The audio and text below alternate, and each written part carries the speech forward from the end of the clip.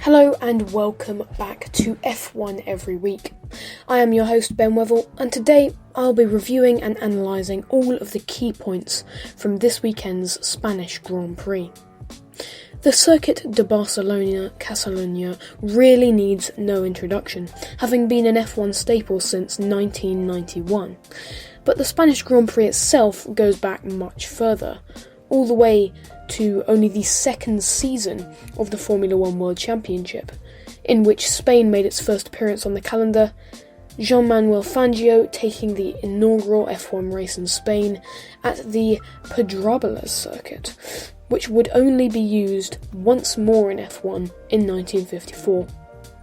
This race would return though after a decade-long hiatus from the sport in 1966 and would alternate between the Jarama and Montjuic, I think I'm saying that right, circuits until 1986, after which Jerez would be used, and then of course the Grand Prix would move to its permanent home, which we all know and tolerate.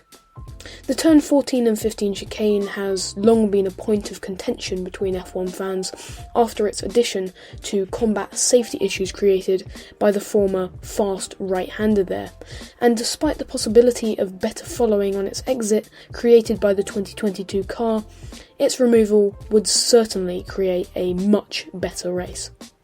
Spain really does have a storied and controversial history with F1, Ferrari having the most victories in Spain with 12, and Michael Schumacher and Lewis Hamilton tied on 6 wins each at the circuit. But can Lewis reverse his fortunes so far this season and make it 7? Well, let's find out. Without further ado, let's get into episode 58.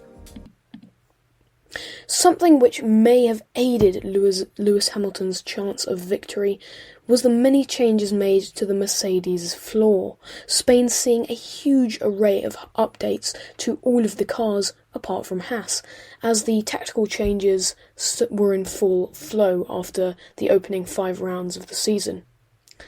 It got to the extent that many F1 fans were experiencing déjà vu when looking at the Aston Martin floor and side pods, as they had an uncanny similarities to the Red Bull car, which had proved to be very fast so far this season.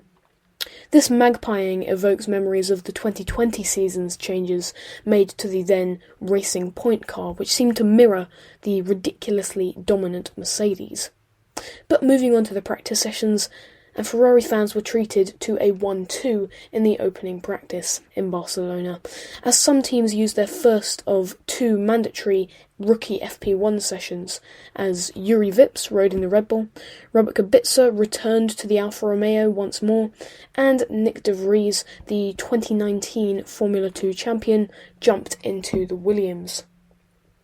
Verstappen and Russell followed the 2 Ferraris, as the Mercedes outfit proved that they had made progress from their poor start to the season.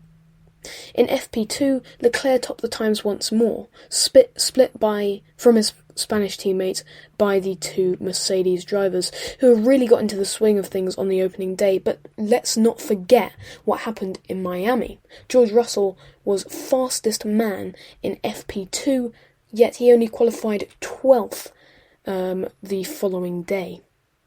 Lando Norris struggled in FP2, going over the gravel in the early stages and damaging his floor at turn 9, ending the Brit session. Valtteri Bottas was also taking an early shower, as his Alfa Romeo came to a halt on the start-finish straight, the Brit having had a worrying first day with a P17 in the morning as well, and Pierre Gasly retiring with handling issues, yet another reliability issue with that Red Bull-powered car. Carlos Sainz, who would have been disappointed with P4, was blocked by the red-haired Alex Albon, who, like Norris in FP1, went off at turn 9. Alex Albon managed to coerce David Croft, Ted Kravitz, and his team boss Jost Capito into getting red hair as well. Let's see if it'll pay off. Now moving on to FP3, and Leclerc took his 3rd P1 practice finish in a row in the final session before qualifying, with a time in the high 119s. Verstappen and Russell following along, all less than 2 tenths back, the grid really tightening up at this point. Lewis Hamilton was in the top 4 once more despite issues with his DRS, and Carlos Sainz rounded out the top 5. Mick Schumacher, whose teammate managed P8 in final practice, and Pierre Gasly both faced yet more mechanical issues, the Haas driver's rear brakes catching on fire, and the Frenchman's AlphaTauri's engine emitting smoke early on in the session, and the one-time race winner being forced to stay in the pits for the session's duration. Both drivers would, however, be able to make it out for qualifying. Now, the key point to take from the practice session is the performance of the controversial Aston Martins, who, despite having employed a similar sidepod design to the Red Bulls this weekend, which was mocked by the Red Bull team as they used green Red Bulls instead of the usual blue and silver design, but despite the changes made to the Aston Martin, they were very disappointed with their free practice performance, as they were rarely able to break into the top 10, while the Red Bull drivers were more often than not in the top 5. And this theme would continue on Saturday afternoon and in Q1, which would see both Astons unable to make the cut in P16 and 18 at the session's conclusion. At the other end of the standings, Charles Leclerc was lighting up the scoreboards, marginally ahead of title rival Max Verstappen. Alongside both Aston Martins in making an early exit were the Williams cars, who finished in dead last, which reflected a very poor weekend for the British outfit on the whole. Alongside home hero Fernando Alonso, P17 his worst qualifying at the Spanish Grand Prix since his first season in the sport all the way back in 2001. Verstappen led the way in Q2 ahead of Leclerc and the two Mercedes drivers who had set the early pace, but it was Zhou who was still hunting his first Q3 appearance in F1, the two AlphaTauris who continued to underperform in qualifying so far in the 2022 season, Ocon, who made it 3 out of 3 in qualifying head-to-head between himself and his teammate, and Lando Norris, whose slight track limits violations meant that his quickest lap time was deleted, promoting Mick Schumacher into Q3 for the first time in his career, who would all not make it to the final stage of qualifying. And finally to Q3, and it was Charles Leclerc who took pole with a gutsy recovery lap in the 18.7s, after his first flyer ended with a spin at the vile turn 14 to 15 chicane, the Monegasque driver spinning on the entry rather than the exit, the car clearly jittery in the windy Spanish afternoon. And Verstappen was forced to settle with an unsatisfactory P2, as he faced issues with his DRS late in the day, which put an end to his qualifying. Will they come back to plague him in the race? Keep listening to find out. Carlos Sainz was in P3, followed by George Russell. P4 his best qualifying since last year's wet session in Russia, proving that the changes made by the Mercedes outfit have worked. Sergio Perez and Lewis Hamilton followed, with Valtteri Bottas just behind, out-qualifying his teammate for the 6th time out of 6 so far this season. Haas took their best qualifying as a team since Brazil 2019, with 8th and 10th, split by the Aussie of Daniel Ricciardo, who hoped to improve on his poor P13 last time out in Miami and his general poor start to the season. Now on to my driver of the weekend, of qualifying, and despite many catching my eye, I have to give it to Charles Leclerc. The Monegasque had been absolutely dominant so far in the weekend, having led 4 out of the 5 sessions, and he looked on for pole, but the spin on his first flyer was a big setback, and it would have heaped pressure onto the still young driver's shoulders. But as he has done in the past, Charles Leclerc did not disappoint, with a confident pole lap, edging out the unfortunate Max Verstappen. My team of qualifying has to be Mercedes, with an excellent 4th for George Russell after last weekend's mere 12th, and Lewis Hamilton once more just on the outskirts of the mix at the front.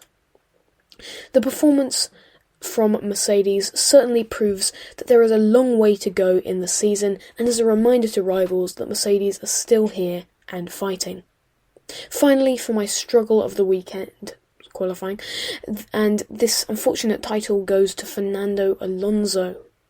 Not only is this his worst performance in Spain, his home country, in over 20 years, but it is also the first time he has not made Q2 so far this year. He and Alpine really missing the mark so far this weekend. Moving on to Sunday, and with it came news that Fernando Alonso would start from the very back of the grid after taking a late engine change brought about by his poor qualifying performance.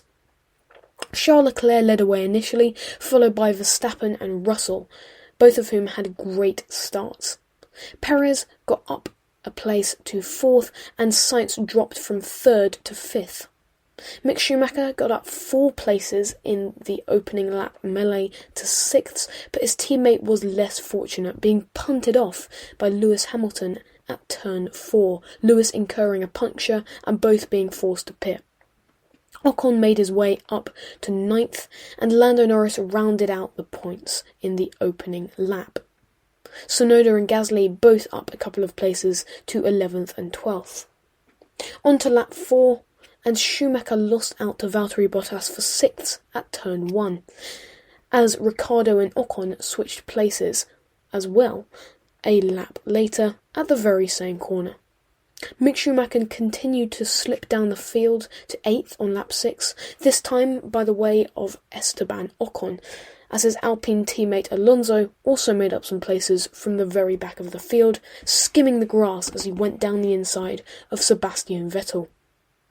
But there would be more racing woes for Carlos Sainz, who slipped from 6th down to 11th, having spun out at turn 4. Carlos really needs to get back on form if he wants to challenge anywhere near the front this season.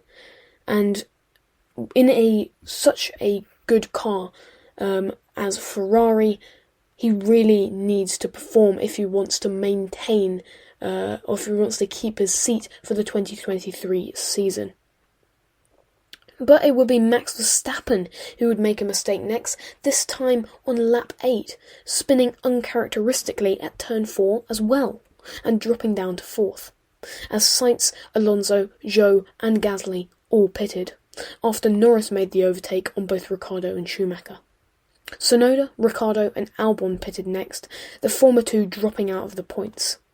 But whilst most drivers pitted, Max Verstappen began to complain about issues with the DRS once more, the woes of Saturday coming back to bite him. Norris and Schumacher were the next to pit, this time on lap 13, the Brit coming out just ahead of former teammate Carlos Sainz. Russell and Verstappen pitted a lap later, promoting Bottas to P2, his best running so far this season, before he too boxed on lap 15. Stroll was one of the last to pit, coming out in 18th, Perez doing the same on lap 18.